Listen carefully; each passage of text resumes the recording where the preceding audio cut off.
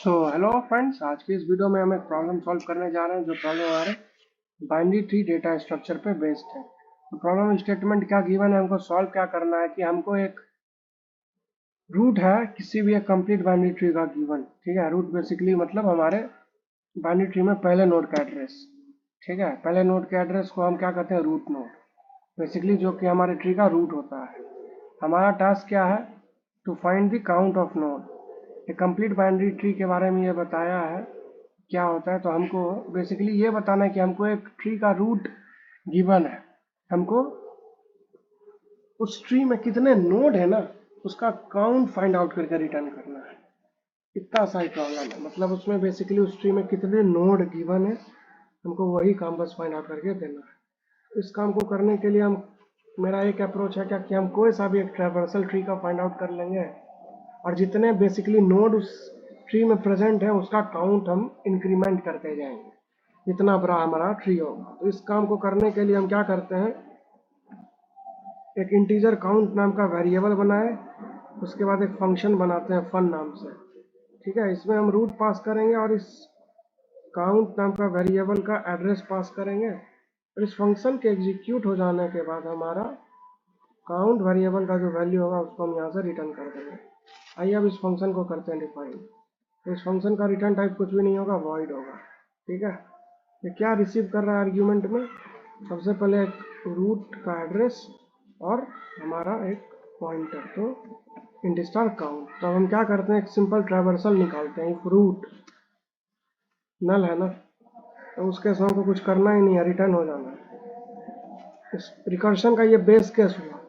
ठीक, और अगर ऐसा नहीं है तो हम यही काम लेफ्ट सब ट्री के लिए भी करेंगे और राइट सब ट्री के लिए भी करेंगे। और यहाँ पे हम एक कंडीशन चेक कर लेंगे कि एस्ट्रिक ऑफ काउंट में हम कंडीशन नहीं चेक कर रहे हैं, बेसिकली एस्ट्रिक ऑफ मतलब जितना बार ये रिकर्शन कॉल हो रहा है ना, मतलब ये किसी ना किसी नोड के लिए कॉल हो रहा है, तो इसीलिए एस्ट्रिक ऑफ काउंट में हम असाइन कर दिया एस्ट्रिक ऑफ काउंट +1।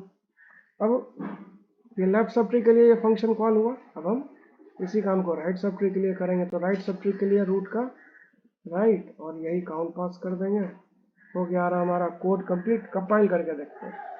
बहुत सिंपल क्वेश्चन था ये, बहुत सिंपल। अगर हमको अपने ट्री को ट्रैवर्स करने आता है ना तो ये प्रॉब्लम हम चुटकी बजा के सॉल्व कर लेंगे।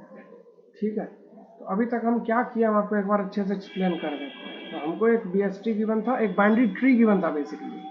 ठीक है, ये प्रॉब्लम हम हमारा BST पे भी आ सकता है कि आपको एक BST गिवन है, उसमें कितने नोड प्रेजेंट है उसका काउंट फाइंड आउट करके रिटर्न करना है। ठीक है, तो हम क्या किए, हमने इस ट्री को ट्रैवर्स कर लिया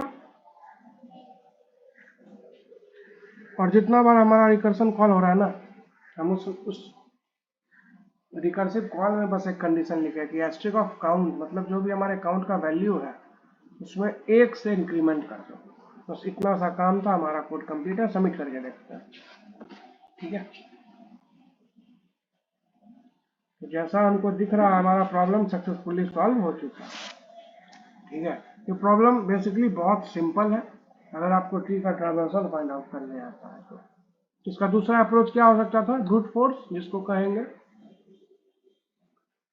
कि हम एक वेक्टर क्रिएट कर लेते हैं और ये जो ट्रैवर्स कर रहे हैं ना, तो हम ट्रैवर्स करते करते क्या करेंगे, हर एक ट्री का रूट नोड जो है ना उसका डेटा को हम अपने वेक्टर में स्टोर कर लेते हैं और इस मेन फंक्शन में जहाँ से इस काउंट नोड वाला फंक्शन है ना, यहाँ पे हम क्या करते, सिंपली उस वेक्टर का साइज निकाल के रिटर्न कर देते। तो वो भी हमारा सॉल्यूशन सही ही रहता। उसको आप ट्राई करना, कोड हमारा दोनों सही है।